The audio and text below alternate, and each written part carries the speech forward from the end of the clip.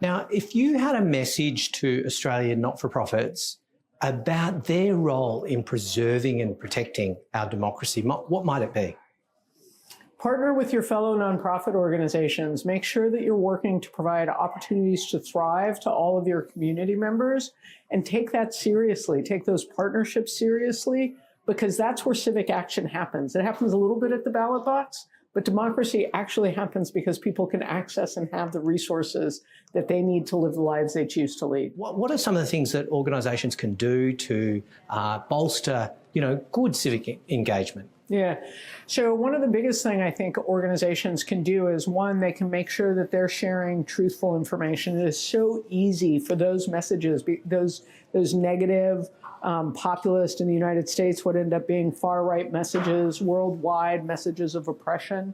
It can be so easy to get them and reshare them because you think you're sharing truthful information. So I think it's really important for organizations to be diligent about what they're sharing with their community members. I think it's equally important that they're diligent about telling the stories of the people they're helping, the change that's in their community, so that they're demonstrating an alternative view of the world that we wish to build. There are all kinds of ways organizations have opportunity to use tools to be able to better analyze their data, make data-driven decisions, attach that data to the stories they're telling, be able to more seamlessly support the community members that they mean to support, and communication tools and databases and data and structured data are an important part of that. I think it's one thing for organizations to set that up for their own efficiency.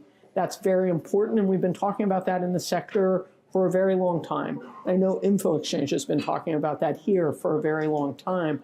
I think we're at a moment now where we want to use that technology to be able to take collective action and make collective decision making, so that we can understand how the pressures that we face from climate change, or the cost of living, or the needs of our community members, how can we sort that out amongst us to better meet those needs? Because I think that holding open the space for communities to thrive, technology can support us in making really good decisions about it. And I think novel technologies like artificial intelligence also provide us an opportunity to more quickly analyze that data and to be able to find anomalies inside of it, which we can either exploit for greater success, or we can, shut down because they're getting in the way of us achieving our mission. And if I'm serving a set of individuals in my community, I may not recognize that the pressures on them are greater than other people in the same community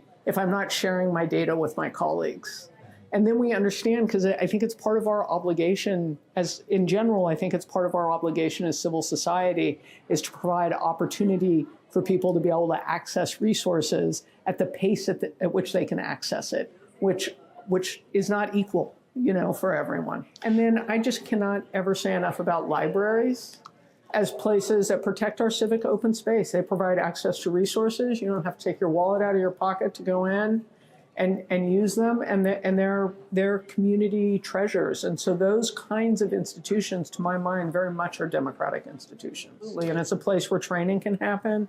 It's a place where you can access tools, but it's also a place where there's knowledgeable guides, librarians, that help you be able to use the tools and the means that in the ways that you want to use them.